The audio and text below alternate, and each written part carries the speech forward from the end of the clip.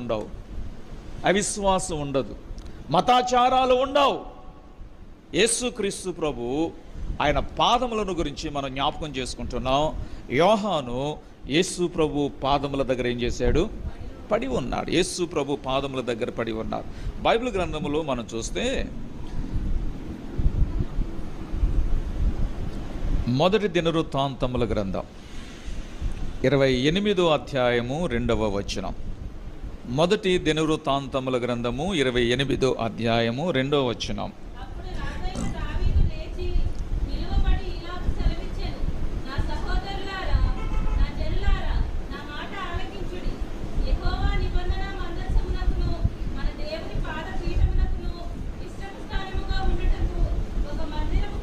చాలు, నిబంధన మందసమునకును దేవుని పాదపీఠమునకును నివాసముగా ఉండుటకు ఒక మందిరమును